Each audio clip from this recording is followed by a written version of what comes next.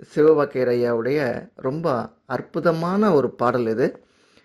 எண்ணிலே இருந்த ஒன்றை யான் அறிந்ததில்லையே, எண்ணிலே இருந்த ஒன்றை யான் அறிந்து கொண்ட பின், எண்ணிலே இருந்த ஒன்றை யாவர் காண வல்லிரோ, எண்ணிலே இருந்திருந்து யான் உணர்ந்து கொண்டனே.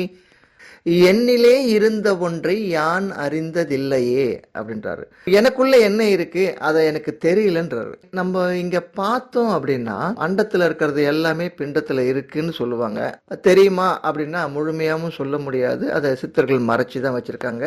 இது அண்டப்பிண்ட தத்துவமா நம்ம மெய்ஞான பொருள் உபதேசத்துல இத தெளிவா உங்களுக்கு அறிவிக்கிறோம். என்னிலே இருந்த ஒன்றுன்றார். அப்போ நமக்குள்ள என்ன இருக்கு அப்படின்னா, நமக்குள்ள இருக்கிற இறை சக்தியை பார்க்க முடியுமா? நமக்குள்ள இருக்கிற ஞான பொருளை, நமக்குள்ள இருக்கக்கூடிய அறிவாற்றலை, அந்த ஞானத்தை நம்ம அந்த அறிவை கொடுக்கக்கூடிய பொருள் தான். அதுதான் என்னிலே இருந்த ஒன்றுன்றார். அப்ப நமக்குள்ள என்ன இருக்கு, அது எந்த இடத்துல இருக்கு, அது என்னவாகவும் இருக்கு அப்படின்னு நம்ம தெளிவா விளக்கி சொல்றோம். என்னிலே இருந்த ஒன்றை யான் அறிந்து கொண்ட பின்றார்.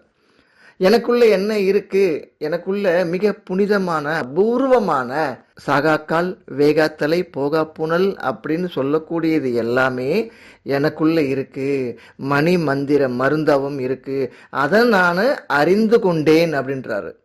அதை அத்தோட நிறுத்தல. யான் பெற்ற இன்பம் பெருக இவ்வையகம்னு திருமூலரையா சொல்ற மாதிரி என்னிலே இருந்த ஒன்றை யாவர்க்கான வல்லிரோ அப்படின்றார். இப்ப எனக்குள்ள இருக்கிறத நான் உன்னை பார்த்துட்டேன், அதை யாரெல்லாம் அதே மாதிரி உங்களுக்குள்ள நீங்க பார்க்க வரீங்களான்னு கேட்கிறாரு. அப்போ இதை எப்படி பார்த்தாரு அப்படின்னா, இவர் உலகம் ஃபுல்லாவோ ஊர் ஃபுல்லாவோ காடு மேடு அலைந்தோ காசிக்கு போயோ இங்கெல்லாம் போயோ அவரு கண்டுபிடிக்கல அப்படின்றாரு. இதை நான் தெரிஞ்சுக்கிட்டது எப்படி அப்படின்னா, என்னிலேயே இருந்து யான் உணர்ந்து கொண்டனே. தேடியோட கிட்டாது தேகத்துள் விழித்திருன்னு சித்தர்கள்.